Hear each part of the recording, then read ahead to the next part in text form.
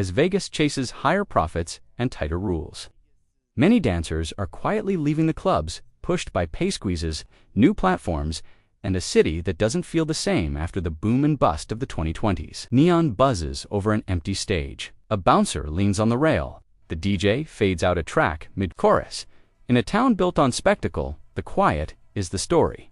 More dancers are slipping out of the industry not with scandal, but with a shrug.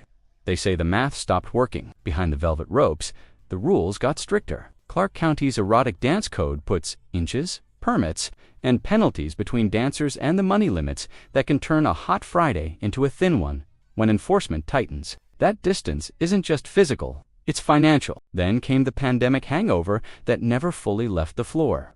When clubs reopened with distancing and no-touch rules, lap dances, the industry's tip engine stalled. Many dancers never returned to the stage after discovering that a packed room could still mean a light night. At the same time, the internet offered another exit. Platforms siphoned both attention and dollars. Some customers swapped the champagne room for a monthly subscription, and investors started asking whether the old club model could survive the shift.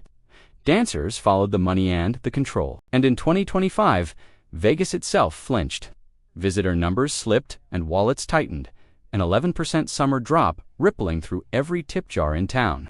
If you're paid on energy and impulse, a quieter strip is more than a V-bits. The cost of being a Vegas resident soared, then seesawed. After spiking post-2021, rents flattened but stayed elevated. For dancers, the margin between a decent week and a disaster narrowed to almost nothing. Vegas sells a very specific kind of fantasy. Money moves when strangers feel seen. Strip clubs sit right inside that transaction, tip-driven, impulse-powered, and tethered to the city's tourism heartbeat. When visitor volume softens or convention calendars thin, the ripple hits dances per hour. In this town, demand isn't abstract. It's the bill folds on a Friday. But the stage is also a licensed workplace, with a rulebook thicker than a VIP menu. In Clark County, erotic dance is regulated under Chapter 6.160, which dictates licensing, distances, and how the room is supposed to run. On top of that, most dancers need a law enforcement work card from LVMP to fingerprints, background check, renewal clock, ticking before they can legally step under the lights.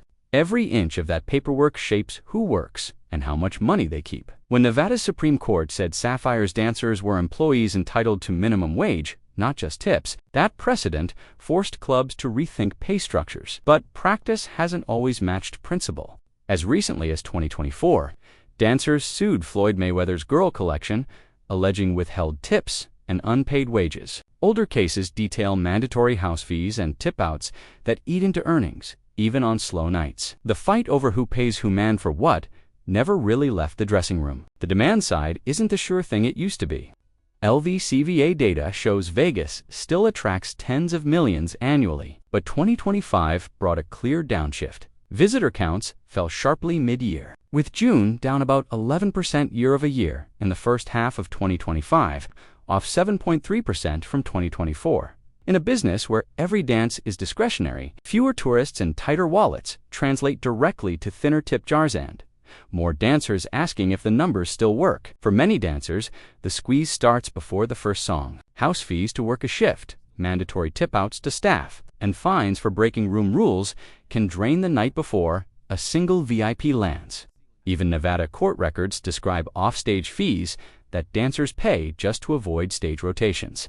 In 2014, filings and local reporting estimated Las Vegas clubs collected millions annually from these dancer-paid fezosts that rise when enforcement tightens or slow nights drag on. Nevada's Supreme Court said in 2014 that Sapphire's dancers were employees entitled to minimum wage. But subsequent cases wrestled with how that standard applies, and clubs have continued to face suits over withheld tips and unpaid wages. Like the 2024 class action against Mayweather's Girl Collection, on paper, the precedent is clear. In practice, classification fights and payroll disputes still spill into court. Then the room itself got quieter. Visitor Volume 2 Las Vegas slumped in 2025, with June down roughly 11% year-over-year and broader declines across the summer. Fewer conventioneers, fewer big tippers, fewer impulsive upgrades to the champagne room. When your income rides on traffic and mood, that macro dip is personal. Meanwhile, the internet rerouted the money. OnlyFans exploded from a few 100,000 creators pre-pandemic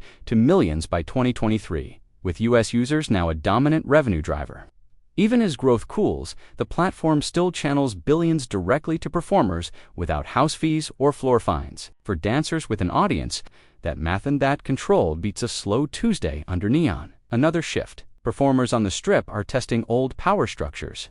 Chippendales at the Rio moved to unionize in 2024 with Actors' Equity, of a broader post-pandemic wave of stage performers and strippers. Organizing for safety and pay momentum, accelerated by high-profile wins in California. Even if most Vegas clubs aren't union shops, the message is out. The status quo is negotiable. The real story isn't just fewer dollars. It's a shift in power. In a club, managers set the floor, the rules, the rotations, and the fees. Online, dancers set the hours, the boundaries, and the price of access. The gatekeepers are algorithms, not bouncers. That swap from house control to creator control is why so many are choosing the camera over the couch in VIP. Safety and dignity are part of the calculus. Vegas clubs are regulated down to inches and licenses. But enforcement still leaves gray zones where dancers shoulder the risk of customer behavior, fines, or sudden policy shifts.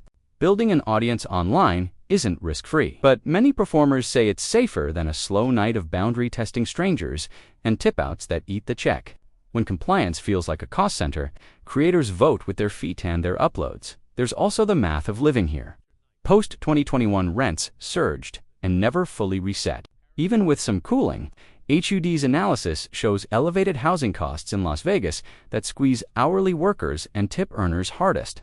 If a dancer can keep 80 to 85% of online revenue at home rather than gamble against house fees and thin foot traffic, the spreadsheet points away from the stage. Choice meets cost of living and cost of living wins, and the culture is changing.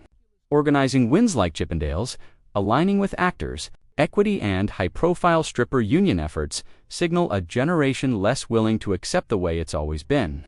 Whether or not Vegas clubs unionize, the idea that dancers are workers with leverage has moved from whisper to headline. Once that idea lands, the old mystique of the champagne room loses some of its spell. The lights don't go out in Vegas, they move. For many dancers, the stage wasn't a failure. It was a chapter. Some are taking club-hardened skills performance, sales, presence, and cashing them in online, where the calendar is theirs and the margins are wider. The Strip keeps humming, but the spotlight has split. Clubs will adapt or shrink.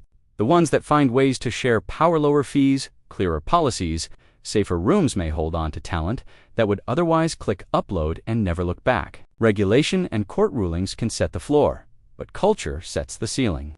And performers are raising it themselves, for the city. This is a signal, not a swan song. Vegas has always monetized attention.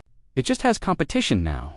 If visitors are fewer and choosier, then every dollar has to feel worth it for customers and for workers. When both sides feel seen, the room fills again. The exit isn't only about money, though. It's about control over time, safety, and dignity in a business that often treated those as negotiable. That's the quiet revolution behind the exodus. Not a rejection of performance, but a demand to own it. In a city that rents its neon by the hour, some dancers are taking the light with them and, for once, they decide when it goes on and off.